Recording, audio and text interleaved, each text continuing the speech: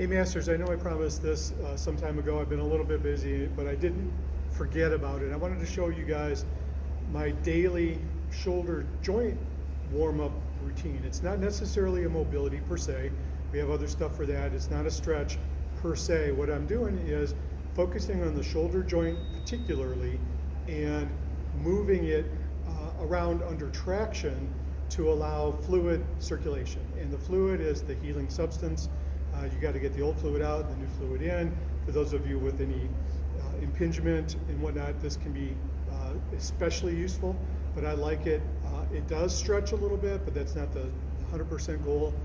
And it's part of my routine. I do the same number of reps each time and just go through the ranges of motion. So we're going to do circles, arm circles, horizontal, with the band pulling the arm outward. We're going to do them forward with the band pulling the arm forward, and to the degree that we can, overhead. I have the band attached right now to the rig at about shoulder height. That's a good compromise. You can do it from a pull-up bar, and that'll give you a little bit easier access to the vertical component. And also I use this in addition to the mobility that I'll show you guys, a little bit of PNF or a stretch component to address certain specific muscles that in me are chronically tight. So I can pull against the band and then release, and even press outward to get a little bit of extra stretch. So without more words, I'm just going to get into it. So I start by putting my hand through the band and then just lightly folding my hand over the top. I'm not grabbing the band, I'm not gripping it, because I don't want my forearm muscles to be tight, okay? So I'm just letting the band grab me. I'm getting out to a point where I can feel a traction stretch. My arm is straight.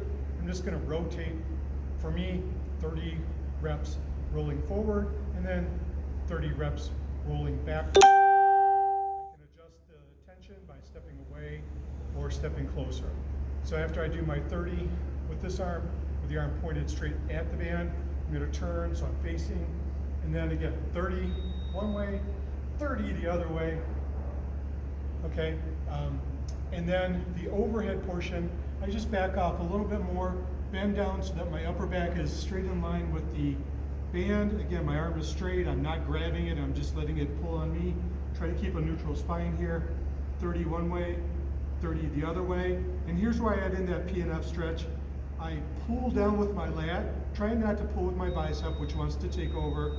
Hold for about 3 or 4 or 5 seconds, then release. I can back up a little bit more, get a little bit more overhead with it, pull down toward my hip, and relax and stretch.